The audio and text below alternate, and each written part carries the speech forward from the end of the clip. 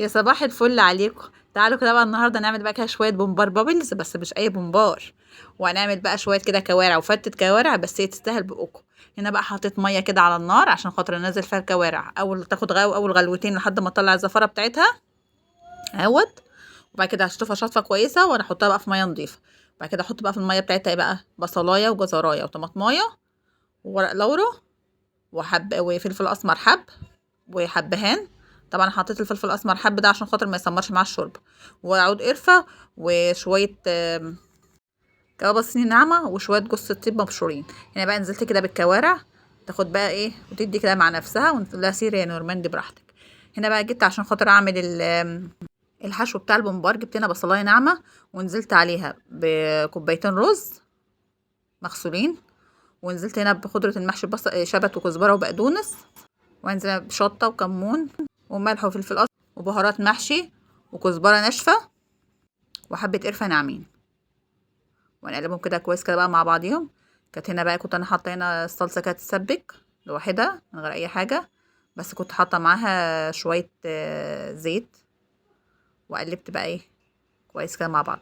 هنا بقى البومبار كنت انا بقى هنا طبعا كنت انا نقعاه من قبل منها، وكنت غسلاه بدقيق وخل، قصدي بدقيق وليمون يا رب، وسبته ايه يتنقع شويه كده، بعد كده غسلته لحد ما خليته بقى زي الفل قدام منكم. هنا بقى بنحشي كده البومبار بقى ازاي، بتمسكي طرف بصبعك والطرف التاني بتحشي بيه. طبعا انت لو عندك قمع هيسهل معاك الدنيا، بس انا بحس ان انا كده بحشي اسرع بصراحه. بتحشيه عادي خالص، بس بتسيبه كده بطوله كله يعني ما بتقطعيش منه حاجه. ماشي. ونفضل بقى كده ايه، اكمل كده بقى انا كده بقيه الحشوه. انا طبعا وريتكم بس ايه اللي انا بحشي ازاي. طبعا انت لو عندك قمع قلت لك يعني ايه هيسهل معاك الدنيا، وما تخلوش بقى كتير ومكتم، لا انت تخليه كده سلس كده معاكي. هنا بقى كنت انا ايه حشيت اهوت. طبعا هنا بقى عشان اعرفكم فكره البابلز اللي انا بعملها، بلف طرف الخيط كده من الفوق كده الاول، بقفل خالص، بقفله تقفلي كويس عشان ما يخرجش منه حاجه. ماشي. وبعد كده بقى بتحددي الكوره اللي انت عايزاها، هي كده كده هتكش معاكي، اعملي حساب برضو ان هي هتكش، فانت يعني بحبح ايدك شويه في الكوره وتلفي على الخيط. هنا بقى ممكن بيسموه بومبار بابلز سبح مش عارفه يعني، بس انا حاساه بابلز كده. وهنا برضو تاني اهوت. بصي عشان خاطر احنا ما احناش حاشين البومبرايه او مش مكتمه، فسلسه معانا يعني مش تعبانه في حاجه، فتقدري تتحكمي فيها. وهكذا بقى تفضلي كده تكملي على بقيه البومبار اللي عندك كله. طبعا عشان كده قلتلك في الاول ما تقطعيش منه حاجه. اه. طبعا انا هنا هكمل بقى بقيه الكميه وارجع لكم عشان الفيديو ما يطولش. هنا بقى كنت حطيت ميه سخنه بقى للبومبار. طبعا احنا مش هنحط الممبار كده في الميه كده على طول، لا لازم نعمله اكننا بنعمل شوربه بالظبط. برضو البصل والجزر واللورا والحبهان وملح وفلفل اسمر، زي اكنك بتعملي شوربه بالظبط عشان ما ياخدش من طعم البومبار، وتيجي تبص تلاقي البومبار مش حلو. وانا حطيت حبه كمون ومعلقه بابريكا. لو عندك معلقه صلصه برضو يبقى حلو قوي، يطلع البومبار احمر وحلو. وحطيت برضو حبه شطه ناعمين. وانزل بقى بالبومبار يستوي بقى على مهله. بصي هنا بقى لما خد معانا الصدمه ازاي قفل ولا فرقع مننا ولا اي حاجه خالص، ولا هيطلع منه ولا رزايه واحده ان شاء الله يعني. انا بقى جبت حله كده على النار ونزلت عليها بمعلقتين سمنه بلدي ومعلقه زيت صغننين. ديت يا جماعه للصلصه بتاعت الكوارع. ونزلت عليها بحبه توم، وهنزل بقى كده بقى بشويه كزبره، بس التوم بس يطلع الريحه بتاعته. ماشي. كنت انا هنا ضربه طماطم، تنزلي على طول بقى كده ايه بالطماطم بتاعتك والملح وفلفل اسمر. وكان هنا عندي شوربه خضار، وسبتها تاخد غلوتين. وبعد كده ايه قبل ما اطفي عليها اقوم نازله بمعلقه خل بس. هنا بص البمبار خلاص كان استوى. دلوقتي بقى اصفيه واسيبه يبرد شويه. طبعا عشان اعمل بقى الطشه اللي هي بالخل والثوم. هنا بقى جبت برضو حله كده صغننه ونزلت بيها بشويه زيت وحبه ثوم وحبه كزبره، واقوم نازله بقى يعني بمقدار ربع كوبايه خل. ماشي. وهحط هنا شويه كمون وعصره ليمونه. لو عندك بقى معلقه صلصه كمان برضو حطيها بتبقى حلوه.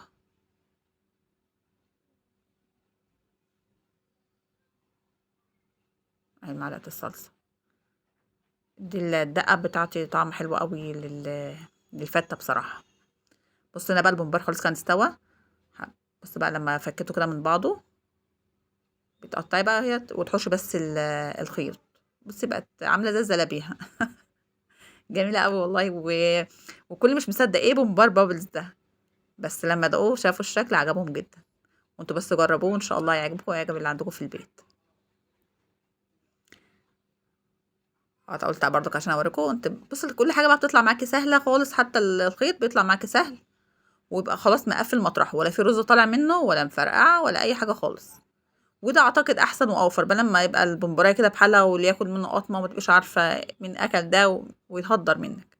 هنا بقى كده الكوارع كانت خلاص استوت اهيت برضك عشان اخليها قدام منكم.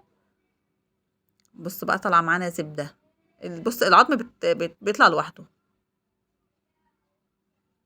طبعا هنا كنت انا قبل ما اطفي عليها حطيت لها برضك ظبطت لها الملح بتاعها، عشان ما ينفعش احط الملح في الاول، هيعجز في سواها. لكن لما خلاص تكون استوت وقبل ما تطفي عليها بغلوتين قوم حاطه شويه الملح بتوعك. اظبطي بقى الملح والفلفل الاسمر بقى، دلعيها بقى. خلاص انت كده ضمنتي انها استوت. وبعد كده بتخليها بقى زي ما انا بخليها كده. بص بتطلع ازاي سهله جدا واحسن من ما تاكليها بعضمها. يعني في ناس بيقعدوا ياكلوها بعضمها وبتاع، لا ده كده دي اكله الدلع.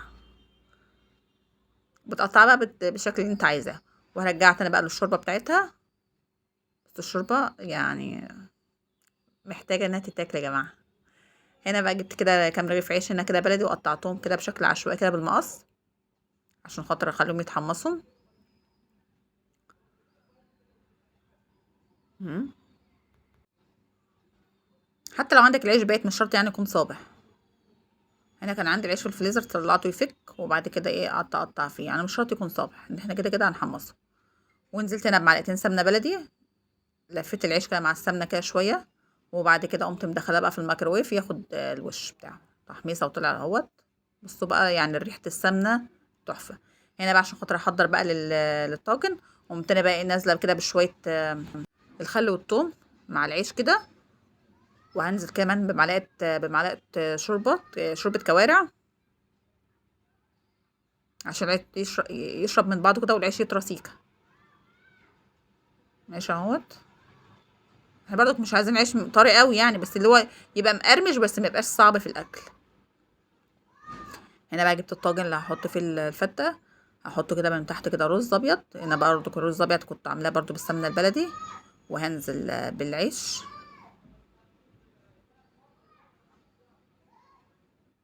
امم واضغطي برضو كويس عشان خاطر لما تيجي تقلبي الطاجن معاكي ما يفكش.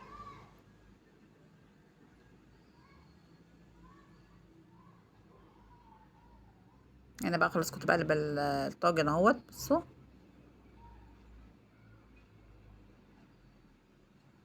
وكملت بقى بقيه العيش بالدقه ده على الجنب. ونزلت انا بقى بالصلصه كده بتاعتنا.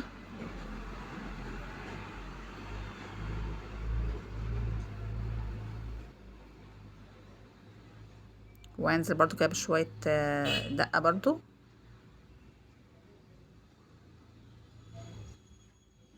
انت بقى حطي طبق صلصه برضو جنب الاكل، اللي حابب يزود يبقى براحته.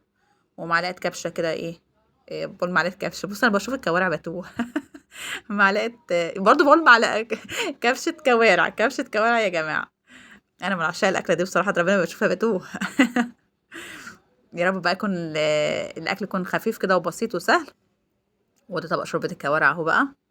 يعني عايزه بقى فين الاكيله.